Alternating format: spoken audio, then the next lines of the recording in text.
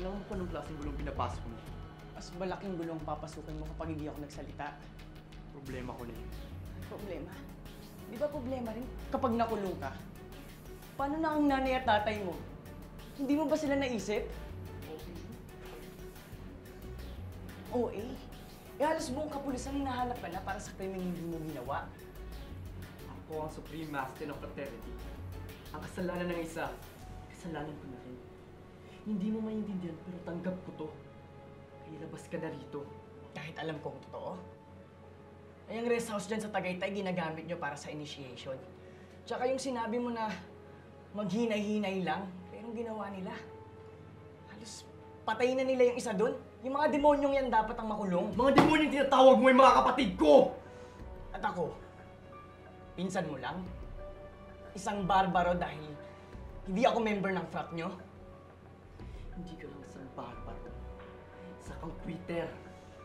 So ano, kakalimutan mo na lahat ng pinagsamahan natin simula nung bata. Ano ka ba? Ako na nga lang yung nagtatanggol sa'yo, Brian. Kahit kailan, hindi ko kailangan ng tulong mo. Basta, sasabihin ko lahat ng nalalaman ko sa pulis. Sasabihin ko na sinet up ka ng mga alagad mo kasi ayaw nila sa'yo. Tapos pinatay nila yung neophyte na yun. Brian, iligtas mo naman yung sarili mo. Dahil hindi ako ganun klaseng tao! Ha? Hindi ako duwag. Hindi ako nang iiwan kapag nagkakagipitan na. Hindi ako. At higit sa lahat, hindi ako nag-quit. Oo na! May pinsan ka ng quitter. Pero Brian, iba na kasi to. Buhay at kinabukasan mo nang nakasalalay dito. Hindi mo talaga maintindihan. Magpinsan tayo. Dahil nagkataon, mga tatay natin ng kapatid. Pero mga Brad, may mga kadugong na ako mismong pumili.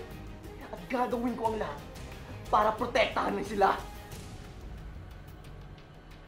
Brian, bakit mo nga pala dito mong napiling makipag-usap?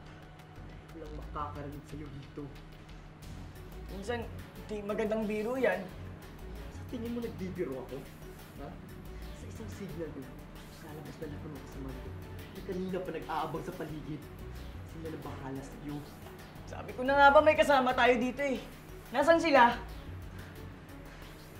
Nasaan? Huwag kang mag-alala. Binilin ko naman sa kanila na huwag kang patayin. Yung sakto lang, hindi ka makakarating sa mga polis. Brian, huwag naman. Nagmamakaawa ako sa'yo. Hindi na ako magsasalita. Talaga? Oo, talagang talaga. Sige, pagbibigyan kita. Magpinsan naman tayo. Sa pagbilang ko ng tatlo, ikaw mabilis. Pero sa oras na ikaw magsasalita, kahit kanino, naiintindihan mo ba yan? Oo. Isa! Dalawa! Quitter ka talaga, John! Quitter!